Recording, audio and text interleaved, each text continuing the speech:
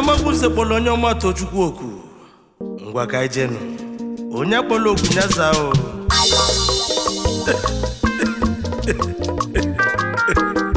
Oshikwano Shakwe mego Hai Onyeoma nwa mulu n'obi eze Egwu bọọlụ m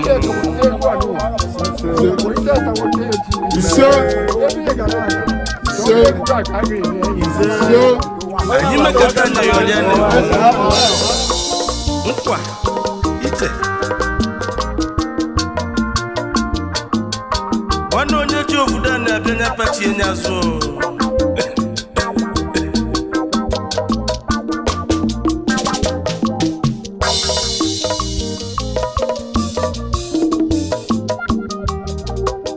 asị naanị n'ọkpa dị esokwu ọ bụla eziokwu nụ maka naanị bụ isi ije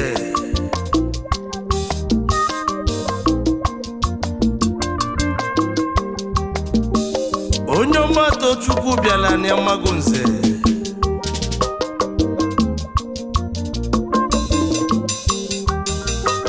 maka na Nnamani Nwaeze ga Nnazanụ ani mbana o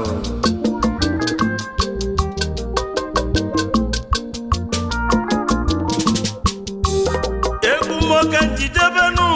ani Amagunze banyinu ani Amagunze na lekene o ani bisi egwu ani bisi ije Mụbụ Onyeoma Tochukwu Nnamani Nwaeze ga Nnazanụ nnụnụ Chukwu bi n'ọzara onye ndị bozi na-agwa okwu ọdị Igbo abụlụ feki ọdị Igbo aka ntafiti ọgbanje egwu na-ekwu okwu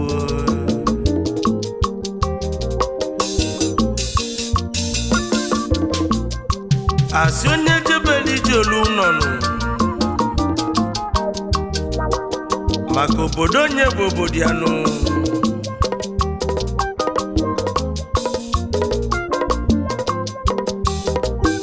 maka na ilu ụlọ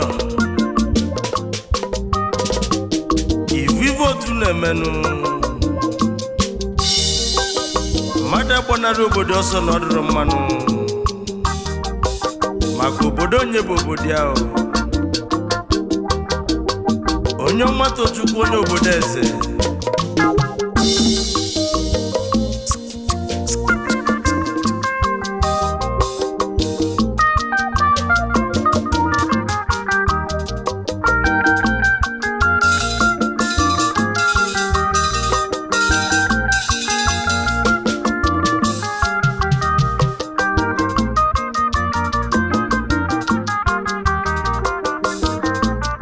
ejiro kwofuda nedani Amagunze o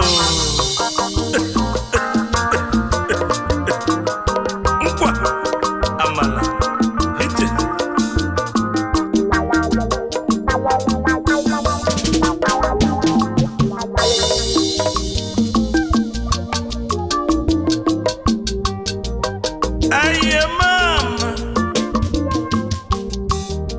aye mama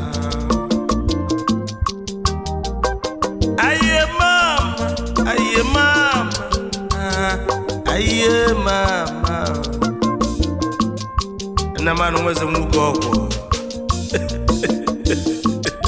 iwe mmadụ ọsọ obodo ya haba